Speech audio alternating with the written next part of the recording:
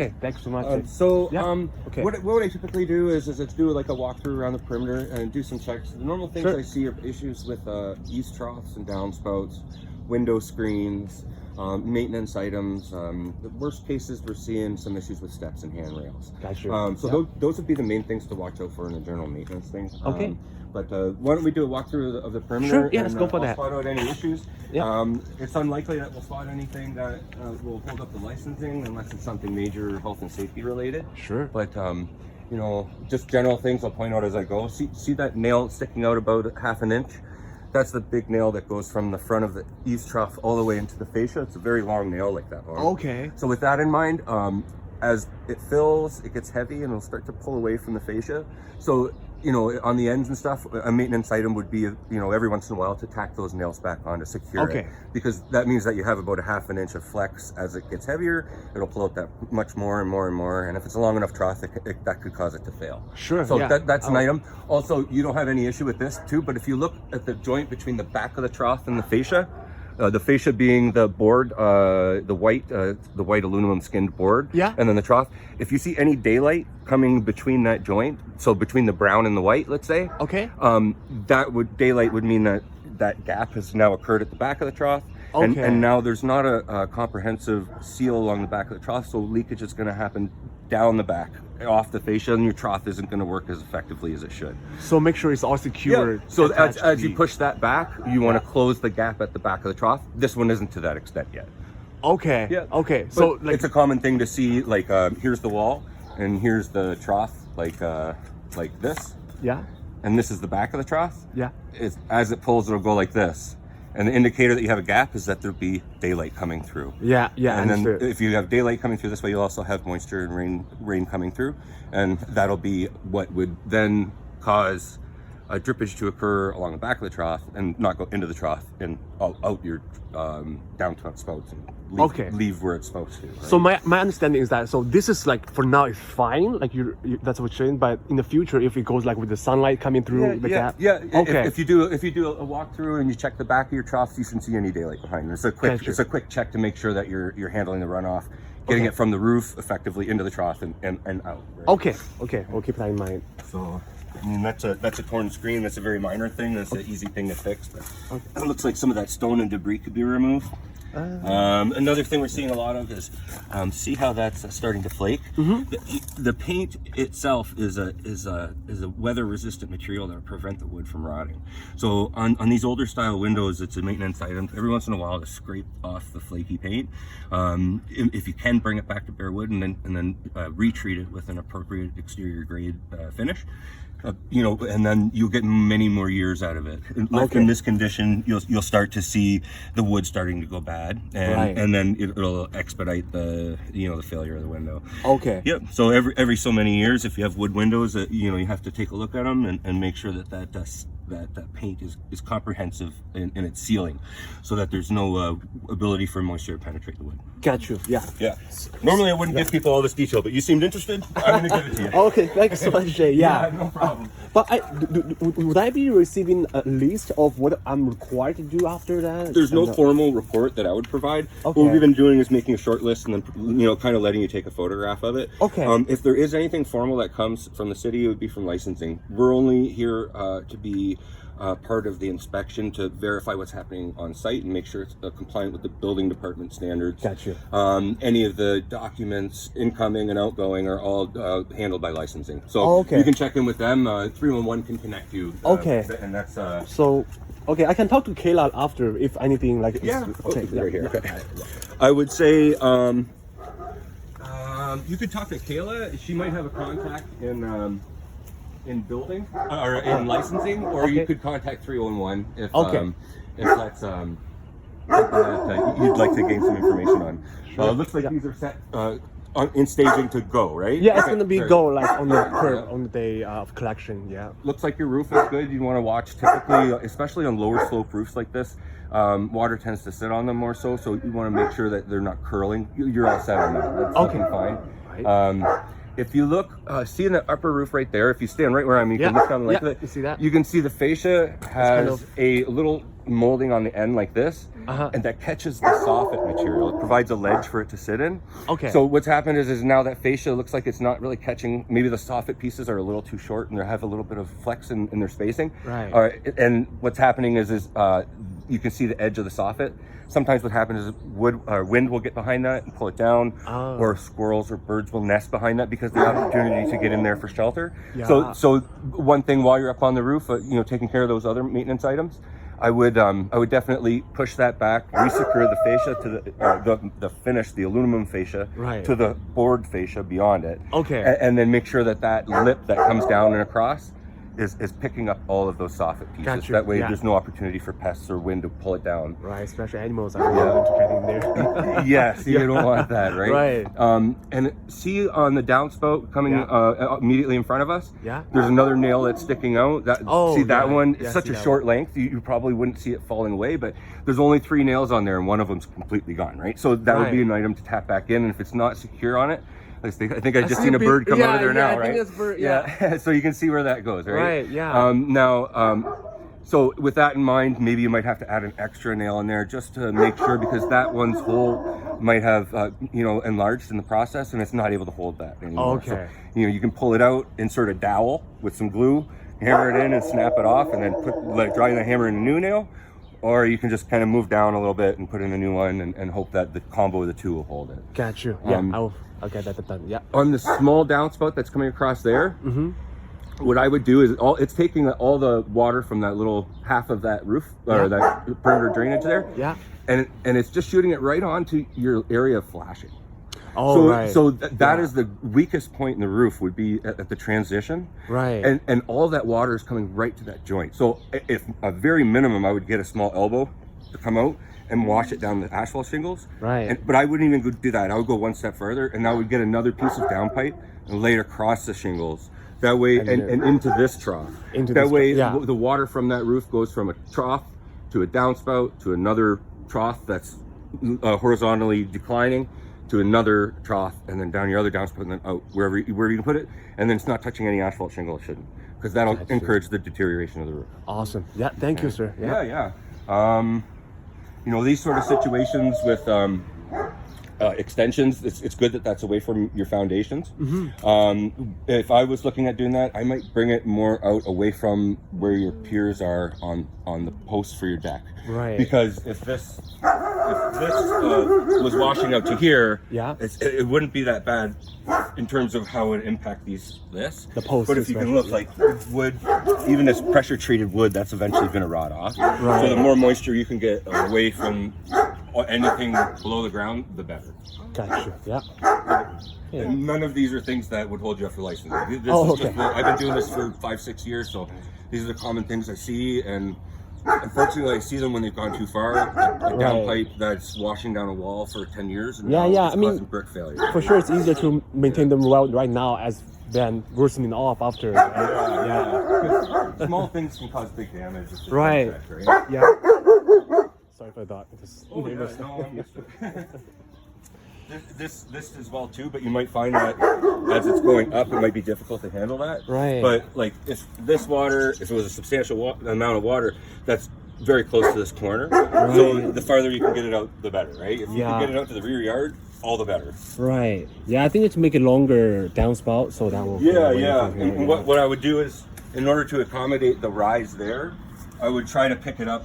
Maybe even you might have to lose this small little bit, come up to here, and then get your angle to bring it out. Water only needs a 2% slope, like 2% in rise and run, in order to flow in the direction you want it to. Okay. So it doesn't have to be a very steep slope in order for gravity to push it where it needs to go, but it can't be flat. You don't want it to backtrack and fall into this corner, right? Right, yeah.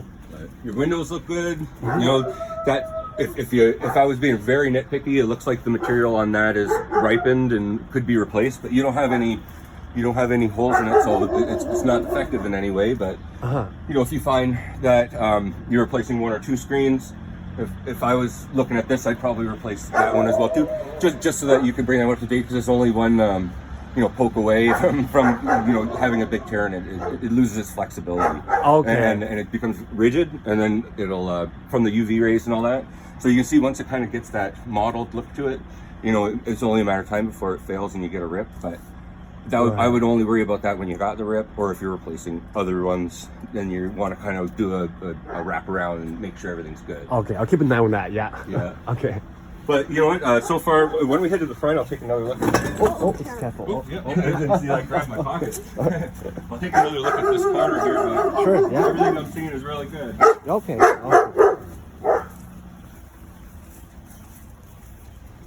Yeah, your shed's the 2 foot away from the property line, which is great. That's an item that we come across in rentals. So, you know, if you have a long-term tenant that wants to set up their own shed, make sure they're aware that it needs to be 2 feet away from the property lines. Okay. And there's certain requirements for setback away from the main buildings and stuff like that too. So if you have one that wants a tenant that wants to stack one like near the main buildings, you can feel free to reach out to me or call 311 and ask to speak to a property standards officer. And they can kind of give you the rundown on the different things and where that's allowed, because it's easier to explain it in a specific scenario. And if I just gave you the general rules, it probably wouldn't help very much. But the 2 foot general rule is kind of very memorable. Right. You know, always make sure you're a minimum of 2 feet away. Remember, from the that's the same for the main building as well, right? 2 feet away. Generally, the setbacks will be set by zoning, so they vary a little bit from property to property depending on the zoning. And you know, older structures, if they're there in place, they are grandfathered in. So anything built after 1986 would generally comply to the zoning. You know, and before that, it's existing mixed match. Yeah, it's whatever would be legal non-conforming. Is right. The term, right. Yeah. So yeah, I mean, you can see that next step of the screen failure would be kind of shown where the spline is come loose along the left of that one window. Yeah. Not this, very much not, you know, super big issues. If the screen is intact, you might just be able to push the spline back in and get another year or two out of it. Right. But if you have 2 screens that are ripped and a couple that are in that condition and a couple that are on their way out to being that condition, you know, you might want to consider doing some replacements in that way that it's covered. I find it extremely hard to buy a screen window only, because usually when I talk to the window suppliers, they just give you the whole window and give the screen for free. What you can do, it's actually quite an easy thing to do yourself. You set out a table and you can take the screen frame itself like that, provided that you have the frame. Take the screen out, and the screen material you can buy in rolls. You need what's called a spline, which is essentially just a hollow rubber tube. And you did that before. Yeah, okay. So it goes it goes around the perimeter. There's a groove. So what you do is, and you have to have a special tool that's essentially like a pastry cutter, like a pastry wheel. But dull. So it's not sharp, and it's meant just for applying pressure in a roll, right? Okay. Yeah. So you lay out the frame, you lay out the material, you cut it roughly to size, an inch or two bigger. You start on one end, you get it pinned down across, you kind of then pick up the 2 corners, bring it across the other way, and then end in another on the opposite corner, and it'll be perfectly straight, nice and clean and tight. And that's something that you get. My dad brought me all of his frames one day. 2,000 square foot house, and he brought me a 100-foot roll of screen and a whole bunch of spline. And he's like, "Here you go, have a good weekend." I'm like, so the first one I struggled through. I had to redo it a couple times. You know, after 3 or 4 windows, it's like riding a bike. You know how to do it for life. So yeah. So if you got houses that are several houses that are in the shape where we see these sort of screen things like that. Instead of bringing them to, you can take your screen frame to Home Depot or Home Hardware and say, "Can you install a screen on it?" And they'll do that. But it's pretty easy. I'd invite you to give it a try, because if you can get it down pat, you can save yourself some money in that. For sure. Right? Yeah. If I can do it, you guys can do it. Yeah. So back to the front. Is your tenant at home? No, they all left. I told them. To be honest, sir, like I used to be using this house as a rooming house. So with the new licensing coming, Hey, there's no rush. Mine's shorter than yours. Okay. I'm just wrapping up on the outside. Hi, Chris. Hi, Eddie. Chris. Nice to meet you, man. Nice to meet you. Okay. I just didn't want to go inside without you guys knowing. Okay. No problem. Yeah, we're just talking in the back. Yeah. No problem. You don't mind me just shooting the video on the ground so I can keep a record of what's going on? Like Jay is telling me a bunch of things to how to maintain the house well. Yeah. I'm just trying to learn everything as much as I can. Sure. Thank you. So yeah, I don't really see anything. The only other thing I'll point out, remember I was mentioning keeping up with the painting. See, it's coming off too. Kind of get in there and you can scrape this off. Okay. And then reapply some finish and get a couple more years out of it. Right. The glass is sitting in well in this frame. Yeah, I do the same thing like that window. But I'm going to be honest, I don't see any issues worth noting. Awesome. Normally I have a few things that I say, well, I'll do this by next year. And there might be something inside, but you know, that's Oh, a very oh, minor thing again. I didn't even but see that. in the long run, you know, I'm not even going to know. I'm going to know everything's in good shape. So why don't we head inside? Sure, yeah, let's and, go for that. Chris, I'll let you walk in, and I'm going to do a quick back through, and there's no more I need to know.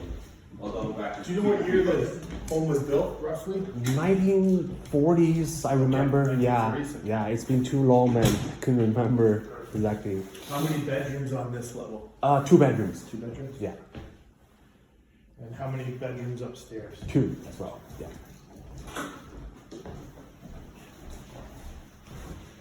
Looks nice, nicely Yeah, I tried. finished and keep painted and Yeah, I just cleaned the whole house, trying to make it nice, so you guys can come in and take a quick so look. bedroom here. Yeah, yeah.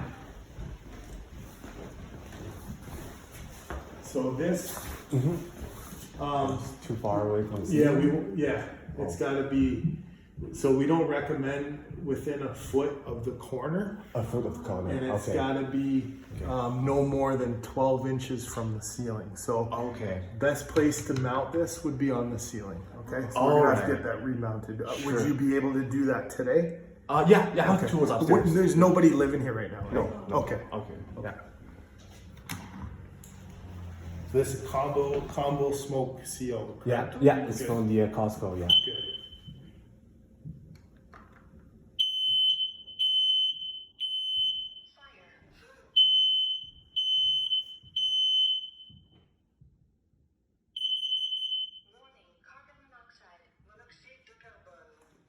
That's an easy way to test if it's combo or not. Yeah, these are the best.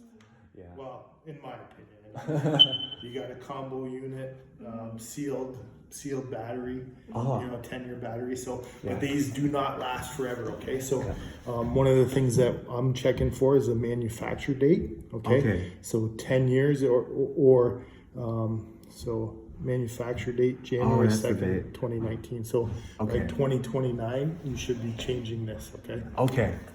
It could be before if it starts chirping. Oh yeah, I Okay. heard that song before. Yeah. But even if it's working well beyond the 10 years, You still have to you change still that. want to change it Okay. at the 10-year mark. Sure. Okay. Quick question, Chris. Yes. I do see some of my Indian students Yes. not being. No, I know. They just They take them Take down them out. because of the way they cook, correct? Right. Yeah. So as a landlord, okay, what I highly recommend, okay, is that you need to be testing these at least once a year. once a year. Okay. Yeah. And after every change of tenancy. Okay, so whenever there's a new tenant that comes in, you need to test these and you keep a document of testing them. I took a picture whenever I Took a picture as long as it's timestamped. Okay? Okay. So then if you're documenting it and it's working, and then there's a fire in here, or we come here for a complaint inspection, and it's the tenant who's disabling it, Yeah. we can give the tenant a ticket as long as you have documentation that Okay. you've had it up and it was working. Okay, Awesome, that's good, If there's yeah. a fire and you have no documentation, Then you- or we you'll come in and there's no documentation, and the tenant says, "Well, it was never here," and you don't have any record that you've been testing it at least once a year, then the liability falls back onto the owner. landlord. Okay, Okay, so then yeah. we would ticket you if there's a fire or anything along those lines. Okay. Gotcha. So Yeah. always keep documents. If you run into issues where your tenants are disabling them, Yeah. let them know it's in the fire code that they have a duty to maintain it. I told him to Working sign order. a document actually. If you do whenever- that, that's yeah. great. Yeah. You can call us and say, look, our tenants are disabling it. We often will come and educate them first and say, Okay. look, okay, don't That's be kind doing of this. free. Like the education of. Well, sometimes a complaint inspection, Uh-huh. sometimes there is a fee. It's the discretion of the Oh. inspector. Okay. Okay, It would be a 1 hour fee but I mean, we want to keep our community safe, right? For sure. So if we can educate them first, and then it's a habitual problem, and they know, or maybe you've been there and you've already told them, and then I have to go, then we could invoice them. Gotcha. Right? Yeah. Yeah. Okay. That's good to know. I mean, Yeah, usually the tenants don't even listen to me when I tell them that. Like I tell them to sign on the document Yeah. saying that they cannot disable the alarms and stuff. They still do that all the time. Well, it's in the fire code, okay? So Yeah. where it says that the tenant has a duty to maintain it in operating order as long as you guys have initially provided it there. Right. So they can become responsible for that if they're knowingly taking them down, okay? Yeah.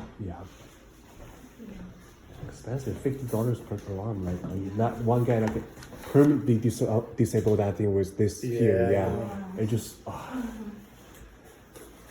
Any question, Jay? Like I'll be honest. It's a building in good shape. Thank you. Regular maintenance items that would come with a building of this age. I know, eh? So I would say keep up the good work and it would be extra vigilant when it comes to preserving what you have. Like if you could take extra effort to do a minor job now or a major job in a couple of years, be proactive on things. And if I can assist you on understanding what those things are, let me know. You have my contact information. Yeah, I'm happy to provide that information. Thanks so much, Jay. Appreciate that. Yeah. So you can see your neighbor, they have an east shop that's starting to See that? Yeah, it's been there for a while. They don't care. If that's an issue that maintains and doesn't self-correct, you're welcome to call 301 and put in a complaint. It comes in as anonymous. Unfortunately, it's one of those issues that might not be received as anonymous from the property owner's perspective, but that's something our officers are trained to navigate, and that's an issue that we can resolve as well too. Okay. So that and other properties as well too. If you notice that there's issues at other properties that are impacting your property, Sure. let us know, and if we can assist, we can provide information in the form of a discussion, or we can follow through with enforcement if it's required. So don't ever hesitate to use 301 to get a hold of us, because we do the enforcement thing, but we also do a public service of providing information to people, and we're happy when people are proactive and seek Very that helpful. information out. Yeah. Thank you. Yeah, happy to. So I'm going to fill out all my paperwork. There's no sense you taking a photograph of a blank sheet. All the stuff that passed along are very minor issues that are part and parcel of being a landlord of these sort of buildings. And Right. I think you've done a good job so far, kind of just reinforcing what you're already doing by pointing out the more obvious things that are picked up by my eye. So I do have a question about the second floor, Jay. Do you mind just going up? No. Thank you, Chris. Yeah. Right there, check. Okay. Yeah. Sure. Yeah. It's Great. here. Found a portable burner thing I have on the second floor. Choppy stairs. They don't build them like this anymore. Right. Yeah. 50 years ago, they can build it whatever they want, I guess. Yeah. So the portable burner here, to be honest with you, when the tenants upstairs living here, they're using this This here? for cooking. Yeah. Yeah. So I don't know that will be causing an issue. And there used to be a sink here. I just took it out because that's got mold on the countertop already. I took that out and put back a new one. Okay. But for the burner. These portable burners are very much frowned upon in the sense that they can go anywhere and you can cook anything on them. So if you're cooking something that has grease-laden vapors and you don't have an appropriate hood, that puts a lot of vaporized, grease in the air. Yeah. So I'm sure Chris could explain it better than me, but From the fire department's perspective, these are no. There's a no. Okay. Yeah, Okay. yeah. So not allowing cooking on the second floor is this anymore. Okay. Yeah. Yeah, I'll do it. How about sink? What about sink? Is it sink? From fire perspective. yeah, since the sink is removed, this would be just like a general wash sink, kitchen sink, right? Are you planning on restoring it, or are you leaving I it think out? it's better we just restore it because tenants can use this for washing their teeth, whatever. Yeah, they don't have to go down the stairs, right? Yeah. So I didn't. To be honest, I didn't notice that before because I hadn't had it up. What you want to do is for now, I would take and plug this because there is the opportunity for sewer gases to kind of come out through this hole and they start to smell because now when you're restoring the sink itself, you need a P-trap that comes down Right. and then that connects to a vertical that would connect to the thing there. We still have the old thing there, but I just took it out. It's in the main floor. Sorry. Yeah. Okay. Yeah, I did happen to notice it there. Yeah. So I'm going to note that it's here. If you do take out a sink, technically you should get a permit because the supplies, the hot and the cold water need to be inspected to ensure they're properly capped off. Okay. And the drain needs to be inspected to ensure that it's properly closed. That way, there's no opportunity for sewer gas to back up into the building, right? Gotcha. It's a very quick inspection. So if you did want this to be removed entirely, you can get a field inspection from the building department, and they'll it's a very rapid inspection, just to confirm those two things. If you plan on restoring it as is, I mean, if you have the existing pipes that would connect to this, and have the P-trap there. You don't need a permit for that because it's in place. All you need to do is if you get a new sink, or if you're using the old one, then it should all click back into place. But yeah, if you're worried about the molding, what I would do is do a really good job of cleaning up any of the dust type debris, because that'll really absorb the moisture that's available in the air, right? And it'll become a mildew, and that starts to kind of go. So you can see on top of the pipe all that kind of stuff that's there. That's mold already? Or perhaps it's not mold, perhaps it's dust or dry. I think it's drywall powder. But that'll eventually become the substrate that the mold will kind of take root on, and perhaps kind of refinish the bottom of this. We have, this is an old style of doing cabinets where it's wood. Sometimes they do it with a laminate that's more water resistant, so it doesn't absorb that moisture and create the the water stain you can see on that side. The drywall at the back, that's another thing that's very absorbing of the material. So if you had a plastic laminate, what they would do is an 8-inch sheet with a plastic laminate, and then they put that in as a skin along the back of the cabinet. And then if there's any moisture that's in front of that, it's not going to kind of go on the very soft material that the drywall is and start to absorb. It'll just kind of be a wipe down type material. Awesome. It'll be kept more sanitary, which is good because you're relying upon your tenants to keep your property going on autopilot. Right. Yeah. So if the materials and finishes are ones that are hard wearing, and are able to take the abuse of a tenant and not require someone to be very gentle with it, or clean it incessantly, all that kind of stuff, then you can kind of rely upon those to cover your back, protect your investment, right? Thank you. Yeah, so like wood and all that kind of stuff, it only takes so much saturation, and if the leak happens, then that really absorbs it, and then it's going to lead to failure. If you have something that's more hard wearing, it can take those minor abuses and not be a complete failure, and you can kind of restore it or kind of go from there. I would do that for sure. But drop the sink in, connect the pipes. Hopefully you don't have to do any adjustments, and you'd be good to go. Awesome. Yeah. I most likely could just get plumber to do the connection again for the plumbing. So well, the drain itself is a twist on. So this itself would be fairly easy to do. And those are it's copper with a PEX add-on. So basically, you just screw on. Your taps will have a brass fitting. And then a copper tube usually that comes out of it. That is a loose nut fitting that you kind of just hover over top of it, sink it in place, and turn it. Once it's finger tight, I think you can kind of take a wrench and kind of just give it a slight bite down on both of them. Open the valve. And provided the sink's coming through here, that's just a twist on. You can do it with your hand, and you're good to go. If you want to do a plumber, I would say stand over his shoulder and watch what he does, and then you'll never hire a plumber to do it. Thank you. I do that for that at least. Yeah. So all good. I didn't happen to grab your name, if you don't mind. Sure. It's my legal name.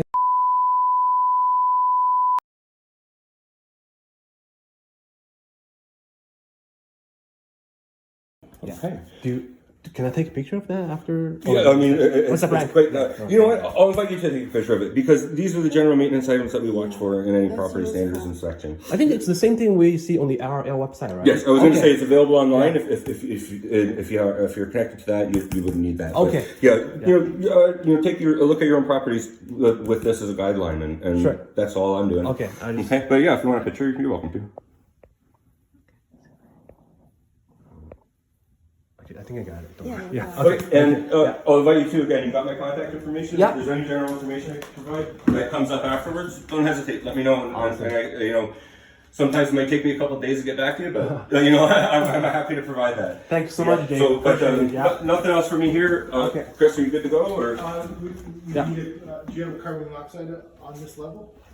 There's sealed alarm. So this one's just a smoke alarm. Oh, okay. I thought so you need a carbon monoxide. Camera as well. Okay. I so thought these ones, if you read them, it says here, right here. single station smoke alarm. Okay. Okay. So this one, unless I'm missing it, but I don't see a carbon monoxide. No, I don't see that either. So that's what the previous owner put in Yeah. there. So, and once again, I mean, we're getting, so anytime, I would recommend in all your units, you mount the smoke alarms on the ceiling. I want to see it. Okay. I mean, you are allowed to be within 12 inches of the ceiling, but when you think about it theoretically, if this room's filling up with smoke, it's already coming down to this level before it starts alarming versus being right up here, okay? Right. Just gives a little bit extra time. Sure. So seeing the fact that you're gonna need a carbon monoxide in this alarm, I'm gonna have to come back and re-inspect that you put that in, okay? Yeah, So I don't know if you wanna do that today, like by the end of the day, we could come and do that. I go to Home Depot to buy a new one now. Costco, probably, yeah. And then, Do you mind me calling you after Chris? yeah, I'll give you my card. Okay, I'll give you my sure. card. Yeah. So can we mount this on the ceiling and then the one downstairs mount on the ceiling as ceiling? well. Not close to the corner, okay? More closer to the middle of the ceiling if possible. I know you have a ceiling fan, so not right by there, but and this one on the ceiling would be good. Just a quick question. I thought seal alarm is only needed for like where you have appliances that. No, so if you have any gas appliances, propane, natural gas, then you are required to have a CO alarm outside all sleeping areas. Oh, okay. Not just for each floor. Smoke alarms on every level, no matter if people sleep there or not. And CO alarms on all levels where there's people sleeping. Okay. So basement don't need a CO alarm. Oh, can we use the basement one? If there's one downstairs, That's then combo one. you could move it to here. Oh, yeah, I just do that then. Okay. I will just swap the And then machines you in could that bring case. this one downstairs. Okay, yeah, let's do that then. Yeah, I can just do it in 5 minutes. Okay, I'll do my paperwork in the car. Sure. And then there's no rush. We got another one at 10. Another one at 10, Yeah.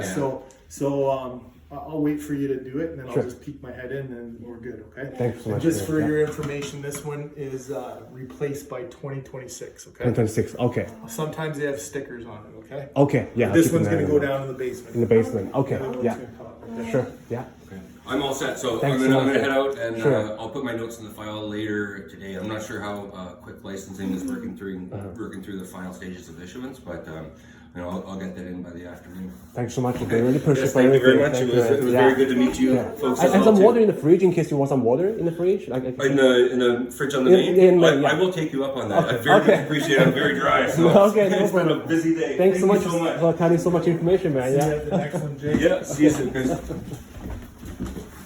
Okay. I'll just get the. So do you want me to work on this thing right now, Chris? Let's go check the basement. Sure. So just make sure we're good. Okay. And then as long as you're not in a rush, I'm not in a rush. No, I'm not in a rush. So all right. It's really tight stairs as well. Yeah. Basement this here? Yeah. Here? That's the basement.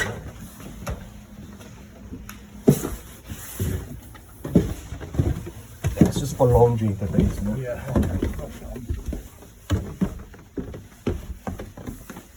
Yeah, that's what I'm talking about. Yeah, that's a remembrance combo.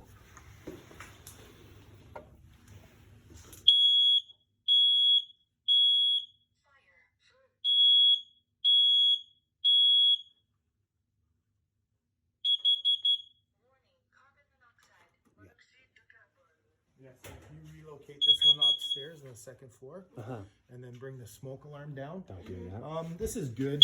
I would, if you're okay, I would still put it Here. here. Okay, yeah, I will do that. Yeah. The higher the better with the smoke alarms. Okay. Sure, 'Cause okay. Smoke's always going to go the highest point first, right? Right. So, but this is okay. But Yeah, I will adjust the location. Yeah, I'll do that. good. Yeah. And then you'll be all set, so we won't have to do a re-inspection. Okay. Okay, thank you. Is there a fee for re-inspection? Just curious. Not for this program, Not for this program, but for like a complaint inspection or a requested inspection. Okay. We usually charge our 1 hour fee of $150 plus HST. Okay, gotcha. Good to know. Yeah. And this one was manufactured June 2022, so you got till 2032. 23. Yeah, yeah. Long way to go. Yeah, that one is only due by 2026. So the smoke alarm. Yeah, can replace that before. So just change them, right? Yeah, just swap the machines. That's Yeah, it. Yeah. I don't need the plates. Might even. Yeah, I would change keep the plate. Yeah, keep Yeah. the plates with the ones. Yeah, yeah. It better comes that way. together with the the plate. Yeah.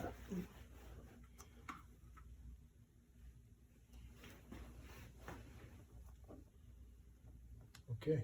Okay.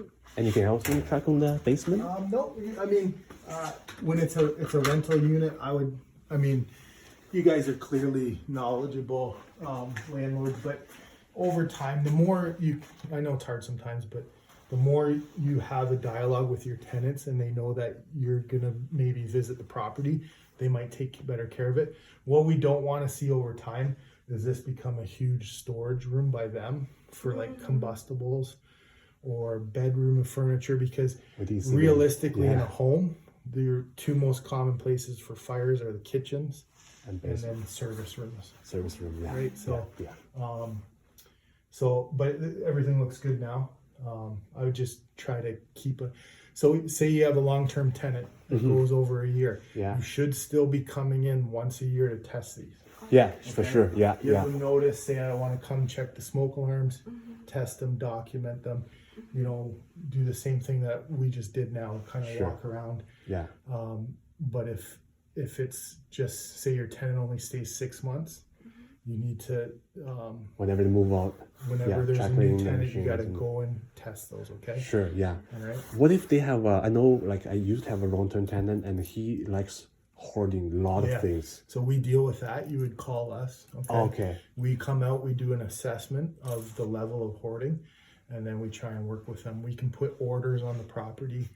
We try That's to. not gonna be on my night. The hard part is we try to, you know, for a landlord, document everything.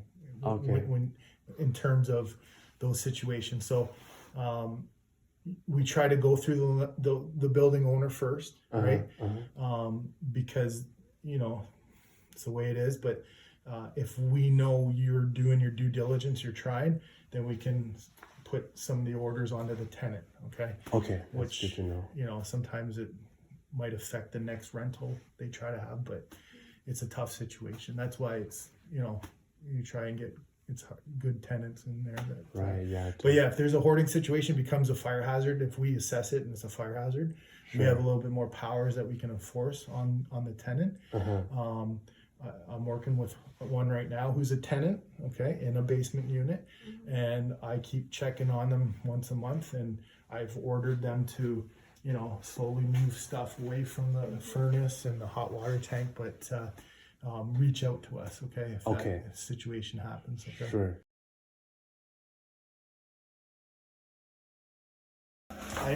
I know the rules, but it's not really my place to say. Okay. They're the experts on that, so there might be, if it's too low, it might not be able to be used, but that's their kind of forte. Okay. Okay. Okay. You can ask, because some ceiling is not flat, it's down. Yeah. Yeah. But just for a rule of thumb, like experience, say, like, do you think? It's different in every.